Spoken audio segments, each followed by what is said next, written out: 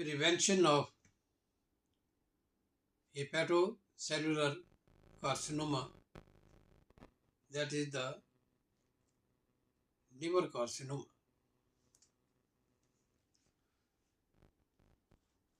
To prevent the occurrence of the hepatic carcinoma, reduce the quantity of alcohol intake. To prevent the alcoholic fatty liver disease,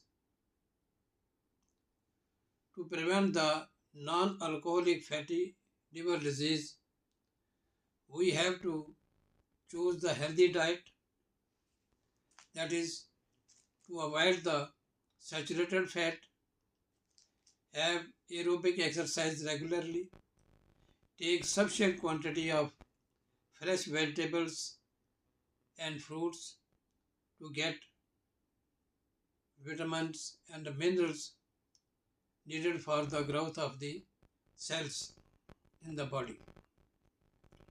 Sufficient quantity of filtered or purified water to stay hydrated. So these are the various steps to avoid or prevent the appearance of the hepatic carcinoma. Early screening and regular blood test for hepatitis B, C and HIV. If there is a person is hepatitis B or C or HIV positive, immediate start of the treatment can prevent the chances of liver carcinoma. Vaccination for hepatitis B is necessary and is beneficial to avoid the hepatitis B and the subsequent fibrosis or the cirrhosis of the liver and carcinoma of the liver. So these are the basic factors and the steps for prophylactic measures to save the public from the hazards of the hepatic carcinoma. Now the treatment of the hepatic carcinoma at the earlier stages, surgical procedure can be applied to excise the tumor mass directly from the liver parenchyma. But before this procedure, we have to judge the age and the general physical health of the patient. And we have also, by means of MRI or CT scan and ultrasound devices, to know the size and the number of the tumor nodules in the liver. In addition to the surgical procedure, there are other processes, that is freezing and heating of the cancerous tissues to reduce the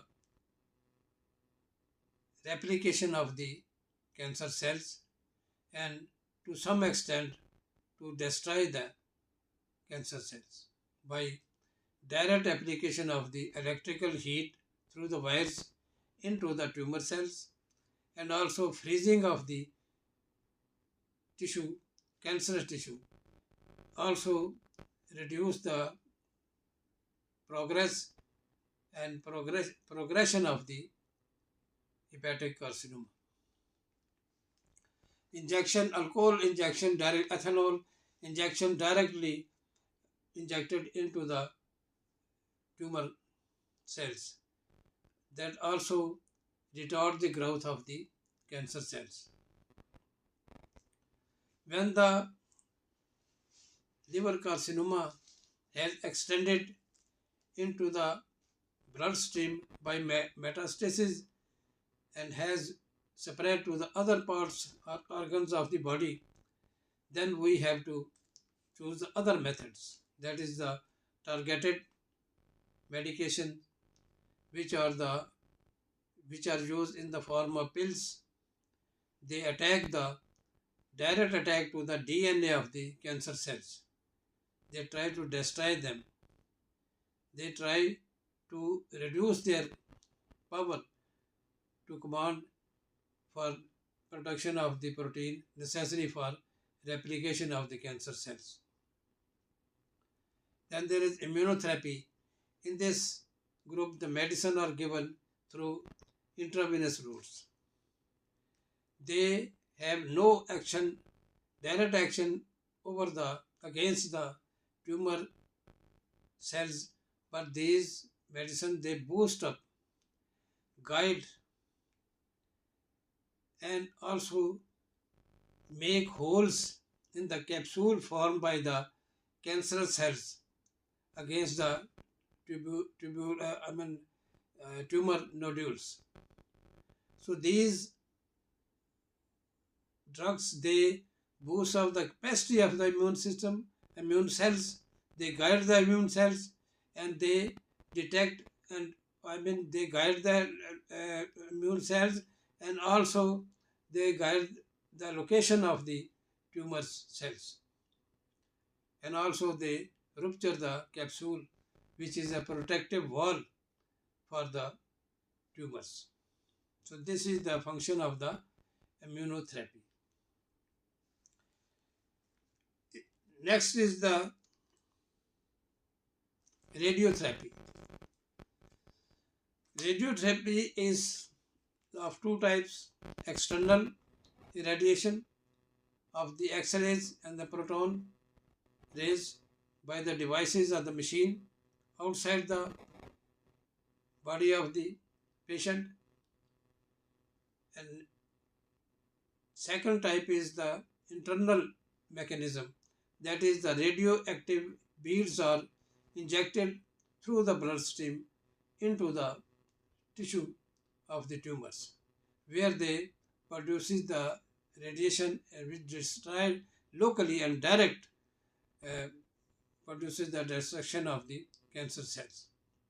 So these are the various methods which are applied for the destruction and the reduction of the progression of the hepatic carcinoma. But prevention is better than cure. The treatment of the cancer of any organ is very, very costly, very prolonged and lengthy procedures. Next is when the liver has destroyed by the fibrosis, then we have to perform the liver transplantation. It is a modern technique, surgical process, which is very complicated, and it is very, the costly ones. In this case, the diseased liver is excised, and the healthy liver from the donors, the living donor, a part of his liver is excised, and that is transformed, or the by the surgical procedure, that is uh, placed in the body of the patient, or from the dead body the liver can be obtained and is surgically replaced in the place of the diseased one. The disease of the functionless liver of the patient is removed by the surgery, and the donor healthy liver is transplanted in place of the liver. So it is a very costly and very complicated, although it is a very modern and a good victory for the medical science to save the life and lengthen the life of the patient suffering from carcinoma of the liver.